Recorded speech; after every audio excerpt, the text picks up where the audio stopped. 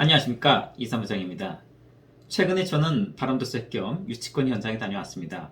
인천시 옹진군 영흥면에 서해 바다가 보이는 이면인데 전망이 좋고 펜션 부지로 공사를 하다 중단된 부동산입니다. 모처럼 화창한 날씨에 사무실 떠나 바닷바람을 쐬고 와서 좋았던 것 같습니다. 유치권자분도 직접 만나 뵙고 왔는데 추후에 기회가 되면 이 사건에 대해 소개해 드리도록 하겠습니다. 오늘은 지난 25회에 이어 유치권자가 강제경매 신청한 사건은 유치권이 소멸할 것이라고 믿고 낙찰받았으나 유치권은 소멸하지 않는 사례에 대해 소개해드리고자 합니다. 결론부터 말씀드리자면 유치권자가 채권을 전액 회수할 경우에 소멸을 할 수도 있겠으나 일부 배당받지 못할 경우에는 유치권은 소멸하지 않는다는 것입니다. 경매 공부를 조금이라도 하신 분들께서는 경매 신청 채권자가 채권 회수를 전액하지 못하더라도 낙찰자와는 아무 상관이 없이 채권은 낙찰자에게 인수되지 않는다는 것을 잘 알고 계실 겁니다. 그러나 유치권자는 채권 회수의 만족이 이를 때까지 유치권을 주장할 수 있으므로 일반적인 경매 기입 등기와는 다르다는 것입니다. 비슷한 경우로 대항력 있는 임차인들이 보증금 반환 청구 소송을 해서 승소 판결 후 확정 판결문에 기해 강제경매를 신청하는 경우를 가끔씩 보실 수가 있습니다.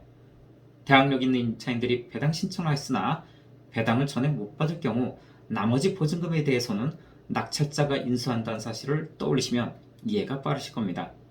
이와 같이 경우에 따라 달라지므로 입찰 전에 사건을 정확히 파악하시고 입찰에 임하셔야 하겠습니다. 과거 사례를 하나 살펴보시겠습니다. 지난 25회차에 설명드렸던 유치권 신고된 아파트의 다른 호수입니다. 2017년 7월 5일 2억 3,300만원으로 감정평가된 아파트가 1회 입찰되어 2018년 3월 30일 약 1억 6,400만원가량에 낙찰되었으나 낙찰자는 잔금을 치르지 못하였습니다. 그 후 2회 더 유찰되어 같은 해 8월 23일 1억 400만원가량에 낙찰되었습니다. 그러나 이번 낙찰자도 잔금을 지급하지 못하고 말았습니다. 이 사건이 한동안 진행되지 않다가 1년 4개월이 지난 2019년 12월 6일에 이르러서야 결국 1억 6,900만원가량의 단독으로 낙찰되었습니다. 등기사항 전부 증명서의 권리관계를 살펴보겠습니다. 2011년 9월 26일 이모 씨가 소유권 이전 등기를 하면서 같은 날 제1금융권으로부터 1억 6,500만원의 근저당이 설정되어 있습니다.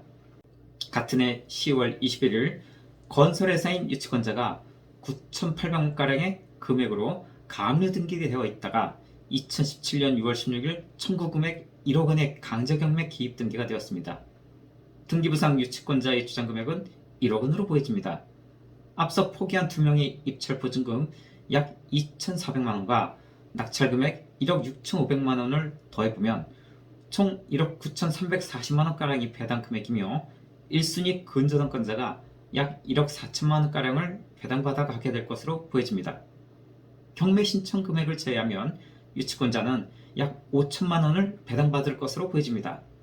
최종 낙찰자는 약 5천만원을 유치권자에게 지급하게 되면 유치권을 해결할 수 있는 것입니다.